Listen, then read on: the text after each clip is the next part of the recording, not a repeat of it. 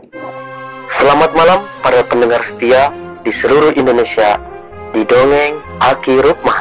Selamat mendengarkan dan tetap merdeka. Assalamualaikum warahmatullahi wabarakatuh. Bismillahirrahmanirrahim.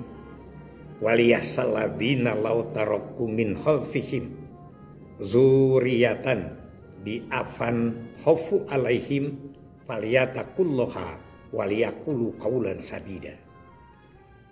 Bapak, Ibu, dan kawan-kawan sekalian, dimanapun menyimak dongeng ini, sahabat, ini sepuh, dan anak cucu Aki, baik yang berada di lingkungan pengelolaan program Bangga Kencana maupun anak-anak Aki di luar yang dikirim dengan dongeng ini sangat concern mendengarkannya. Terima kasih. Karena katanya banyak ilmunya yang bisa diterapkan pada kehidupan sehari-hari. Masih tentang berbicara peran ayah. Ini yang akan diluncurkan ya Pak Made ya. Nanti Pak Teguh juga kemarin ketemu dengan Aki. Di peran ayah ini apa yang akan kita perbuat? Tentu saja judulnya stunting. Nah, tapi kita kedudukan stuntingnya di program kita itu juga bagaimana? Kita banyak bicara dengan para ahli ya, bahwa program itu jangan berpikir di wilayah akibat. Kalau sudah jadi akibat, nasi sudah jadi bubur. Tapi kita harus berbicara di wilayah penyebab. Ya, itu yang disebut hulu dan hilirisasi. Pak Presiden Prabowo sekarang bicara hilirisasi itu artinya bahwa harus sampai kepada ujung teknis yang harus kita selesaikan. Nah, menurut kita itu stunting itu adalah program Bangga Kencana. Betul Pak Made, bukan Kencana, tapi berada di hilir. Nah, sekarang kita langsung tembak ke hilir. Nggak apa-apa, karena hulunya kita tidak berhasil. Kita harus berani berbicara begitu. Salah satu hulu daripada peranan ayah itu kita sudah membentuk ya. Kemarin sudah kita bicarakan di BKB bagaimana, di KB bagaimana. Sekarang salah satu yang program difokuskan adalah kita membuat program 9 langkah orang tua hebat. Itu materinya dibuat oleh Pak Pasli Jalal dalam arti kepemimpinan beliau dengan siapa ya, Pak Burhan kalau tidak salah di direktoratnya itu. Nah, kalau Aki sudah pensiun, Pak Burhan belum karena lebih muda ya. Tadinya mau bareng ke Amerika tapi Pak Burhan tidak diberi visa oleh Amerika. Nggak tahu namanya karena Burhanuddin, karena nama Rukman Heryana bisa mendunia katanya internasional. Itu hereinya saja. Di 9 langkah PLKB ini maknanya juga tidak ketangkep oleh kita.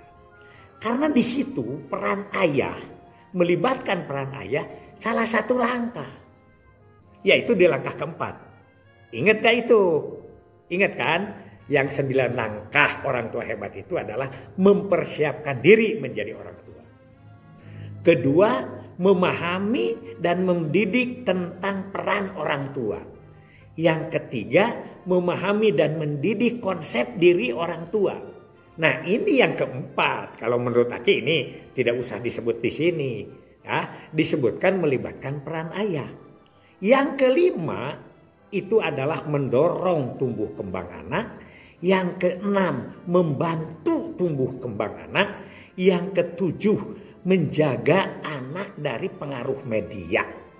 Yang kedelapan, menjaga kesehatan reproduksi anak. Dan yang kesembilan adalah membentuk karakter anak sejak dini. Apakah itu tidak luas?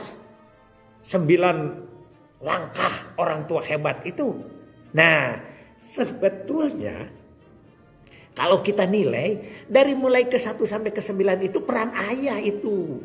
Cuman pada waktu itu Aki tidak ikut nyusun. Yang nyusun mungkin Pak Uung waktu itu karena atau pencetak saja. Karena pencetaknya mungkin pimpronya Pak Uung. Jadi buku itu Aki kalau kurang dari Pak Uung.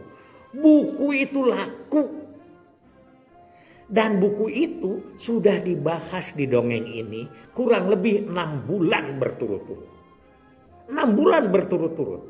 Bagaimana mempersiapkan diri sebagai orang tua, bahwa kawin tidak harus mudah, mempersiapkan mental, mempersiapkan fisik, bagaimana hamil, mempersiapkan hamil karena akan jadi orang tua, dan lain sebagainya itu dibahas. Terus 6 bulan lah kurang lebih. Kita cari lagi arsipnya itu kurang lebih 3 tahun yang lalu. 6 bulan karena kita kan ngedongeng ini udah 5 tahun. 5 tahun lebih, sudah hampir 6 ya sekarang. Nah, ini sebetulnya tidak jalan. Padahal buku itu laris seperti kacang goreng, seperti jualan bakso Malang gitu. Larisnya itu. Yang minta ini pertama adalah guru-guru TK. Yayasan-yayasan pendidikan anak. Pesantren-pesantren. Tokoh-tokoh penggiat anak. Buku itu dianggap buku, waduh bagusnya luar biasa. Buku kita. Bagaimana pelaksanaan di kita? Nah, kemarin jangankan 9 langkah orang tua anak, di BKB saja 7 aspek perkembangan anaknya tidak paham. Itu sebetulnya. Jadi kalau itu dilakukan, peranan itu, stunting itu kecil.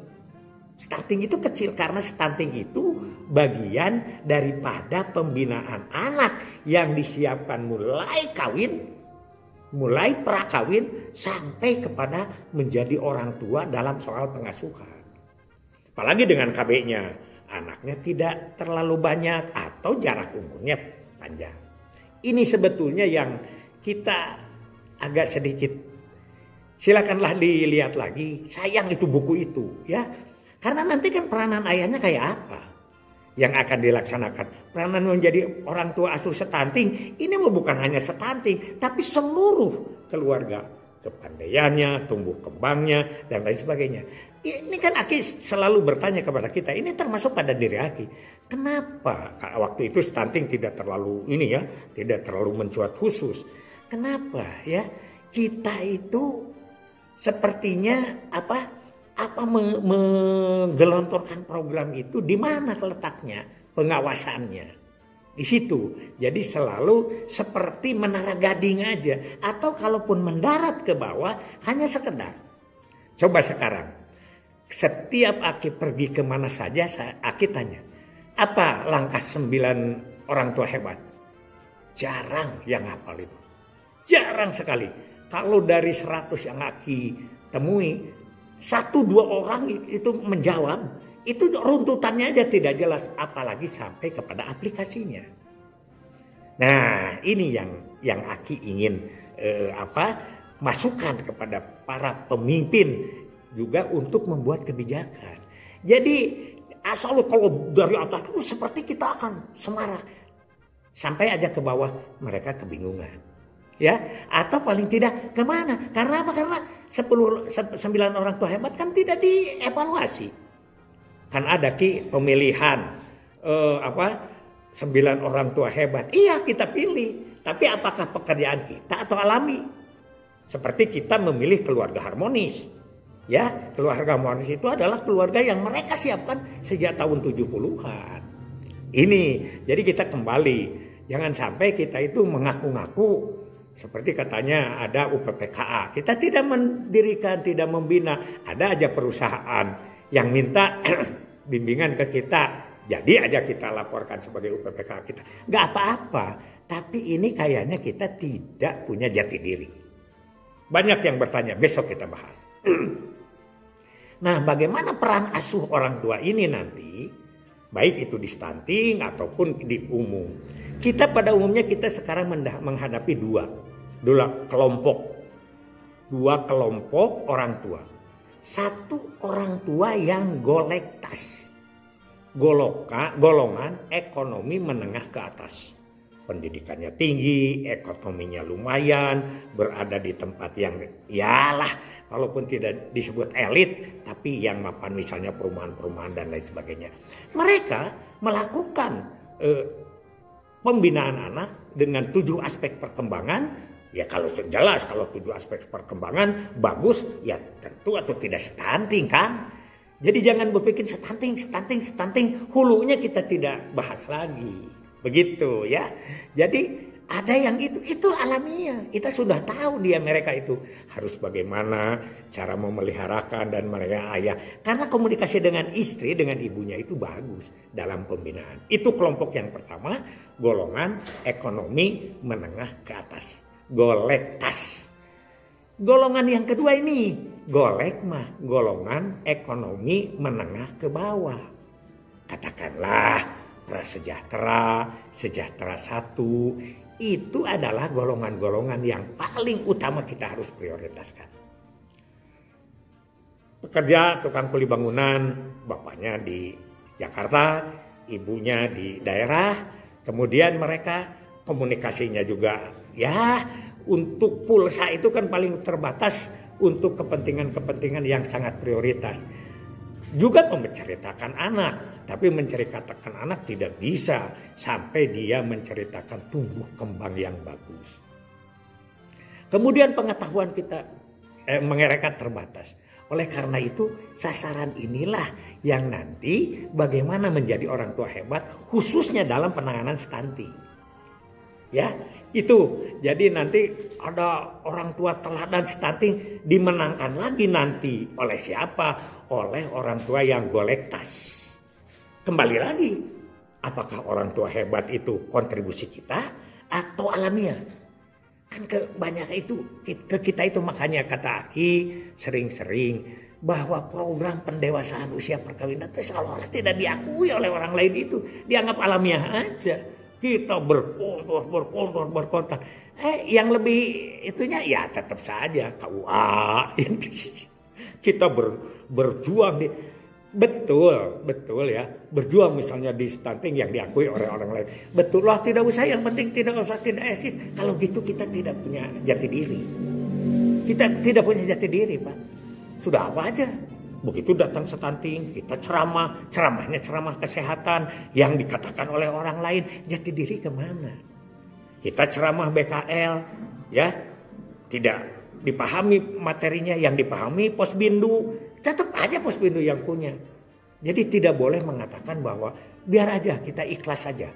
Orang berbicara demografi, ya bonus demografi, tidak cerita KB. Ikhlas saja, ikhlas. Tidak boleh begitu mendidik masyarakatnya. Harus jelas, mereka harus tahu duduk persoalannya. Harus tahu wilayah penyebab, harus tahu wilayah akibat. Wallahu a'lam bishawab. Hasbunallahu wa ni'mal wakil, ni'mal maula wa ni'man nasir. Wassalamualaikum warahmatullahi wabarakatuh.